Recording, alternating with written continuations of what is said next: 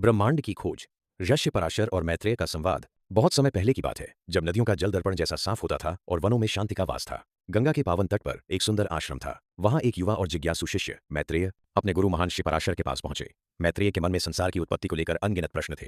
मैत्रेय ने गुरु पराशर के चरणों में झुककर प्रणाम किया। उन्होंने अत्यंत विनम्रता से पूछा, हे गुरुदेव, आप समस्त शास्त्रों के ज्ञाता हैं। कृपा कर मुझे बताएं कि यह संसार कैसे उत्पन्न हुआ, इसका आधार क्या है, यह किसके द्वारा संचालित है और अंत में यह किस में विलीन हो जाएगा। तो ऋषि पराशर ने अपनी आंखें बंद कीं और मुस्कुराए। उन्होंने सबसे पहले भगवान विष्णु को नमन किया, जो इस पूरे ब्रह्मांड के रक्षक हैं। उन्होंने कहा, हे मैत्रेय, तुमने बहुत ही उत्तम प्रश्न पूछा है। यह ज्ञान मुझे मेरे दादा महान ऋषि वशिष्ठ के आशीर्वाद से प्राप्त हुआ है। सुनो, मैं तुम्हें वह सत्य बताता हूं जिसे जानना हर मनुष्य का लक्ष्य है। पराशर ने समझाना शुरू किया, मैत्रेय, यह संसार न तो शून्य से पैदा हुआ है और न ही यह केवल संयोग है। भगवान विष्णु ही इस जगत के निमित्त कारण हैं। वे ही सृजन करता है, वही पालन करता है और समय आने पर वही इसे अपने भीतर समेट लेते हैं।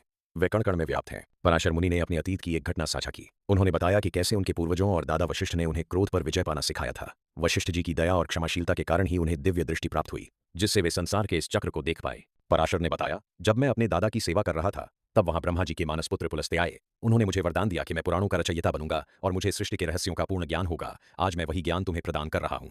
मैत्रेय यह सुनकर चकित रह गए कि ज्ञान का यह प्रवाह पीढ़ियों से चला आ रहा है। उन्होंने पूछा, गुरुदेव, यदि भगवान ही सब कुछ हैं, तो हमें यह संसार इतना अलग अलग क्यों दिखाई देता है? पहाड़, नदियां और हम सब अलग क्यों लगते हैं? पराशर ने उत्तर दिया, जैसे सूर्य की किरणें अलग अलग रंगों में बिखरती हैं, वैसे ही वह एक परम सत्य अनेक रूपों में प्रकट होता है। यह संसार उनकी शक्ति का विस्तार है। प्रकृति और पुरुष के मिलन से ही यह दृश्य जगत अस्तित्व में आता है, जिसे हम देख और अनुभव कर सकते हैं। गुरु ने आगे कहा, सच्चा ज्ञान वही है जो हमें यह समझाए कि आत्मा अमर है और भगवान विष्णु ही परम सत्य है। बाकी सब कुछ समय के साथ बदल जाता है। जो व्यक्ति इस एकता को देख लेता है, वह कभी भयभीत नहीं होता और आनंद को प्राप्त करता है। दिसमेन भारत के। इस प्रकार विष्णु पुराण का महान संवाद आरंभ हुआ। मैत्रेय अब तैयार थे उस महान गाथा को सुनने के लिए, जिसमें देवताओं, यक्षियों और राजाओं की कहानियां छिपी थीं। गुरु और शिष्य की यह जोड़ी ज्ञान की एक नई यात्रा पर निकल पड़ी।